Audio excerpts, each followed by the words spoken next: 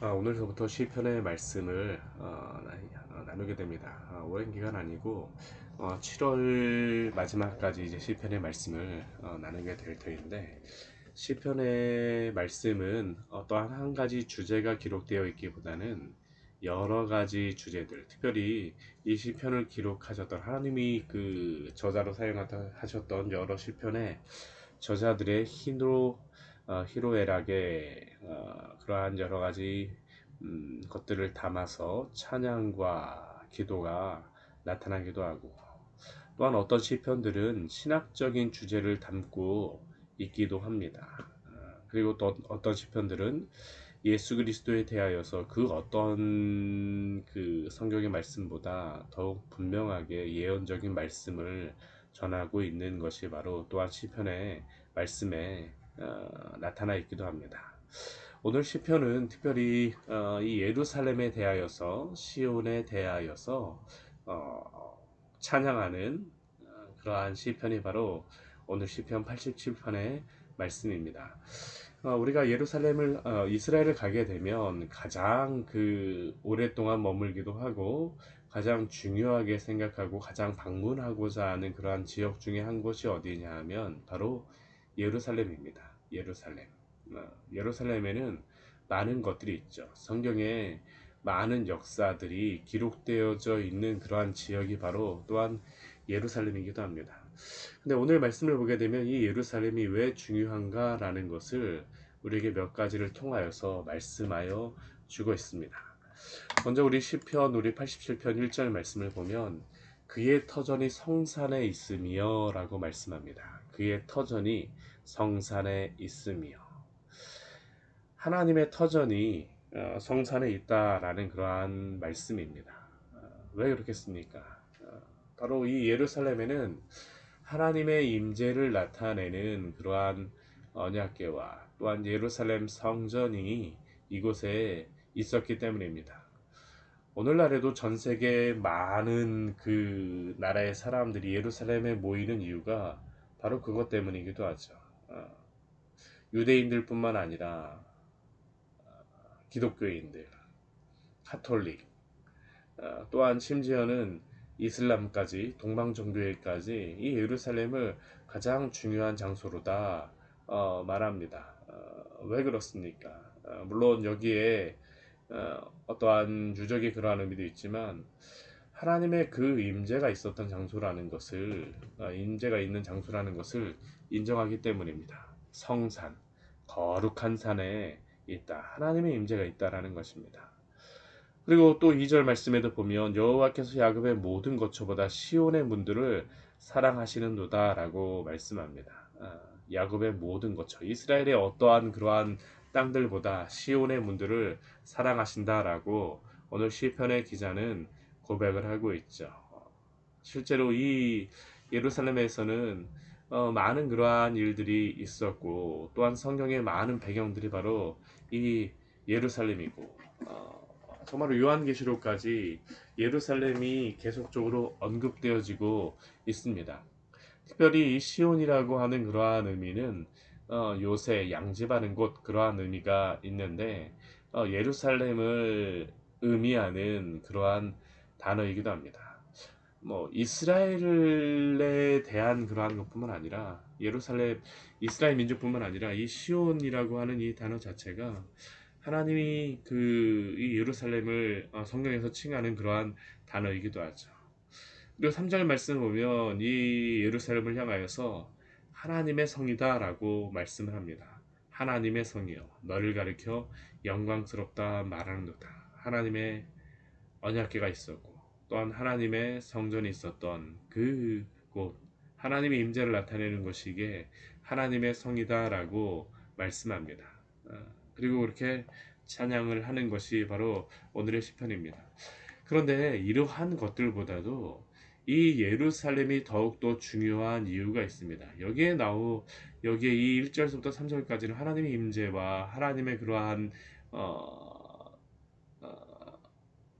어떤 역사적인 그러한 배경들, 하나님의 임재가 있는 곳이기 때문에 영광스럽고 찬양받는 데라고 하는데, 또 이 예루살렘이 중요한 이유가 우리 4절서부터 보게 되면 굉장히 우리에게 분명하게 보여주는 그런 한 문장이 있습니다. 우리 먼저 4절 말씀 보게 되면 나는 라합과 바벨론이 나를 아는 자 중에 있다 말하리라.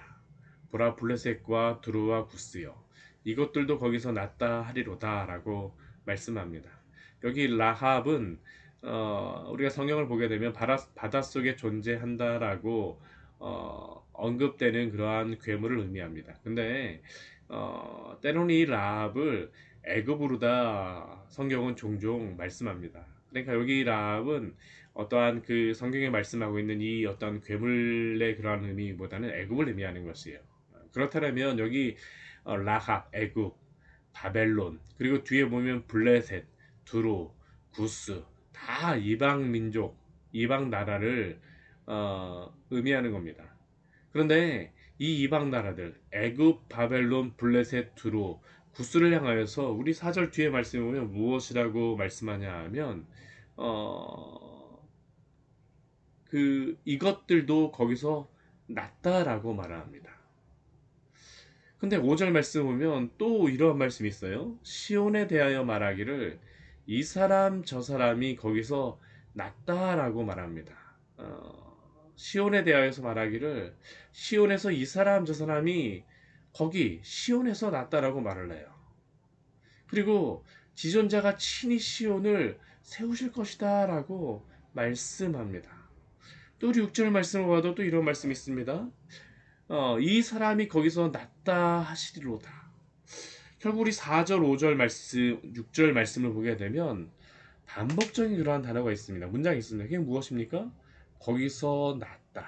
그런데 거기서 났다라고 하는 이 단어에서 거기라는 이 지역을 어디로 다 이야기하냐면 바로 시온 예루살렘을 이야기합니다. 하나님의 성 그곳에서 이것들도 이 사람도 저 사람도 이 사람이 거기서 났다라고 말합니다.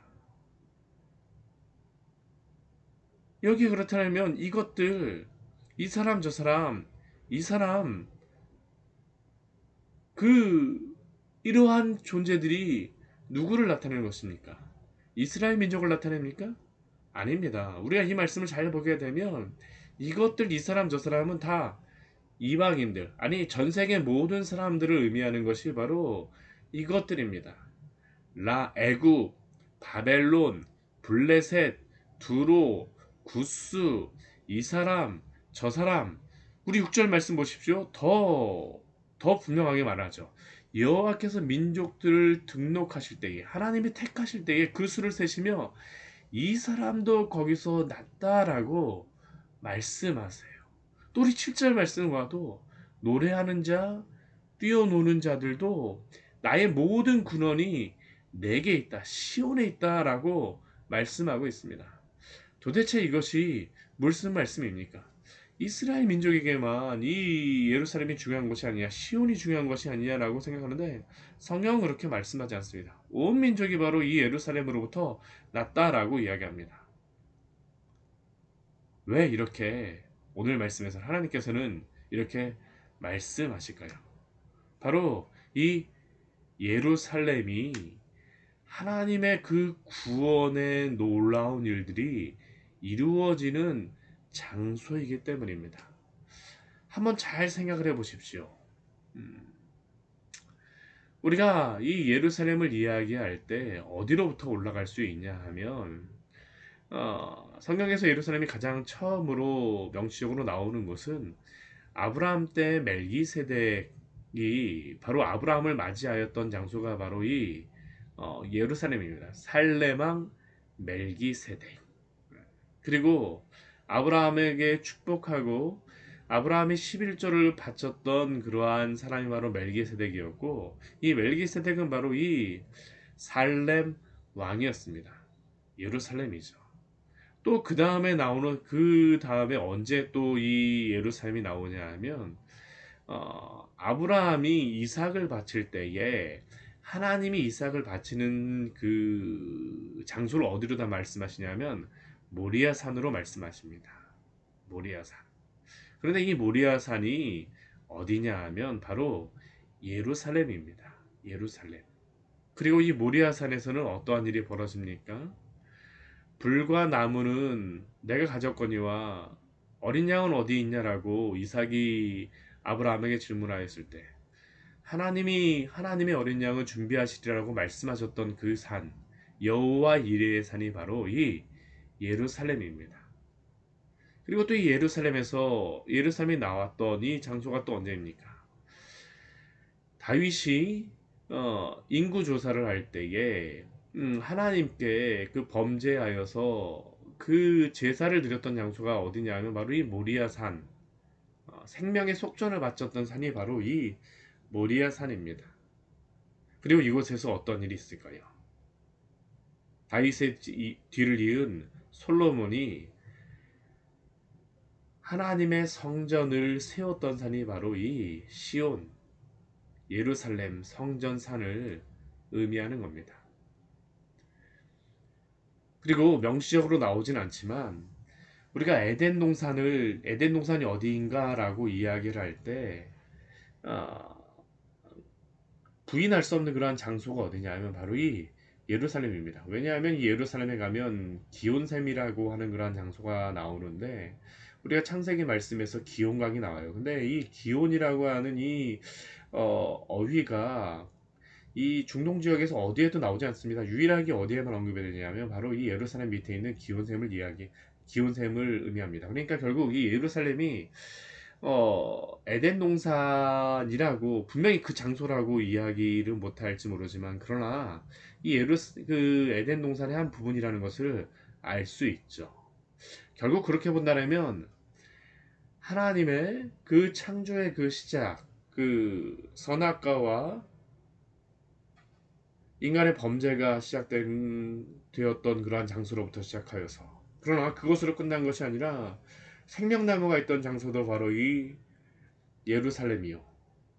또한 멜기세덱의 그 장소도 예루살렘이요. 그리고 여호와 이레의 그러한 장소도 바로 이 예루살렘이요. 또 이후에 예루살렘 성전이 세워졌던 곳이 바로 이 예루살렘입니다. 결국 하나님의 구원의 그 인간의 창조서부터 시작해서 인간을 구원하시겠다라고 계획하셨던 그 장소, 번제가 드려지고 하나님의 어린 양이 그 주실 것이라고 약속하였던 그 장소가 바로 이 예루살렘이고 생명의 속전이 들었던 장소가 바로 이 예루살렘이며 생명나무가 있었던 그러한 장소가 바로 이 예루살렘입니다. 하나님의 그 구원의 계획이 시작되어진 그 구원의 계획과 연관되어지는 장소가 바로 이 예루살렘이라는 것을 우리가 알 수 있죠. 그런데 이 예루살렘은 하나님의 구원의 계획만 관련된 것이 아닙니다. 바로 이 구원의 성취도 바로 이 예루살렘에서 이루어졌습니다. 왜 그렇습니까? 바로 우리의 구주 예수 그리스도가 십자가에 달리신 곳이 바로 이 예루살렘이기 때문입니다. 아브라함에게 내가 하나님의 어린 양을 준비하리라라고 아브라함이 이야기했던 여호와 이레의 장소에서 예수님께서 바로 그 나무 십자가를 지시고 십자가에 달리심으로 말미암아 구원을 성취하셨던 장소가 바로 이 예루살렘입니다. 구원의 성취가 있었죠. 또한 어디 그뿐입니까? 근데 이 예루살렘에서 예수님이 승천하시고 난 이후에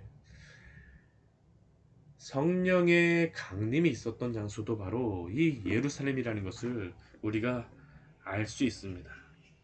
결국 이 예루살렘은 우리가 성경 전체를 보게 되면 성부 하나님의 그러한 구원의 계획과 성전이 있고 또한 성자 예수님의 골고다가 있고 성령 하나님의 어, 강림이 있었던 마가의 다락방이 있었던 장소가 바로 이 예루살렘이라는 것을 알 수 있죠. 결국 이 예루살렘을 통하여서 하나님의 구원의 계획과 성취와 적용이 있었던 곳이 바로 이 예루살렘이라는 겁니다.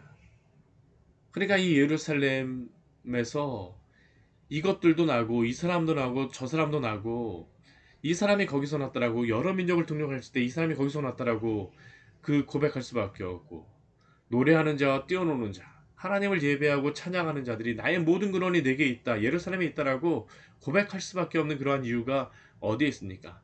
예루살렘 장소 자체가 중요한 것입니까? 아닙니다.